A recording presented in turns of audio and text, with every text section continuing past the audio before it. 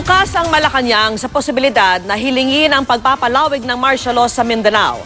Pero habang wala pa yan, pupulungin muna ng Senado ang mga security official ng gobyerno para alamin ang sitwasyon sa Marawi.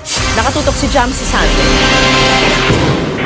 Sa July 22, ang ika-60 na araw ng deklarasyon ni Pangulong Rodrigo Duterte ng martial law sa Mindanao. Sa ilalim ng saligang batas, hanggang 60 araw lang ang martial law, liban na lang kung humingi ang Pangulo ng extension at apurbahan ito ng Kongreso na siya rin magtatakda na itatagal nito.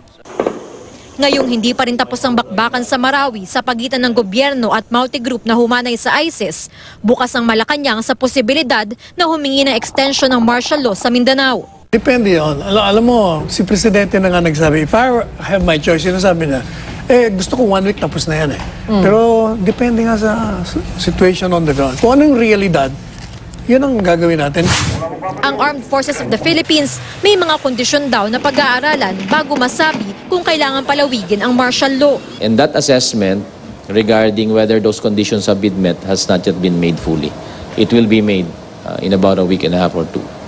Sabi ni Panelo, kung hindi i-extend ng Kongreso ang martial law sa July 22, maaaring kailanganin ang panibagong proklamasyon ng martial law.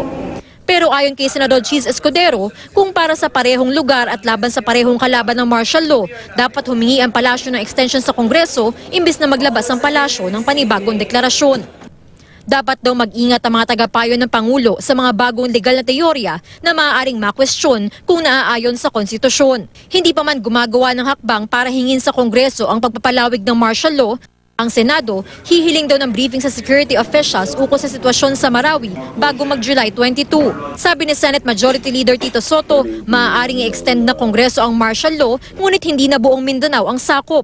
Depende raw ito sa sasabihin ng security officials. Yes, we might extend, but it could probably be limited to Lanao del Sur or areas where there are no longer any possibilities of conflict. Jamsi Sante, Nakatutok, 24 Oras.